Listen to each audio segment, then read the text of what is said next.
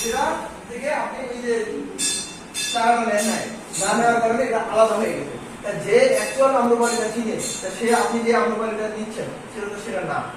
সরকার স্বীকৃত যে নার্সারিগুলো আছে ওরা আপনাকে অরিজিনাল মা বাবা দিবে, মা বাবা আমরা আম্রপালি দিই। বুঝা গেছে কথা না?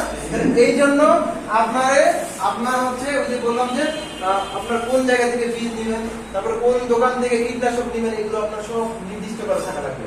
কোন দোকান থেকে, এবং দোকান না কোন কোম্পানির কীটনাশক নেবেন। হ্যাঁ, আপনি যেমন ধরেন সবচেয়ে ভালো কোম্পানি কোনটা কীটনাশকের বলেন? সিনজেন্টা থেকেও ভালো আছে।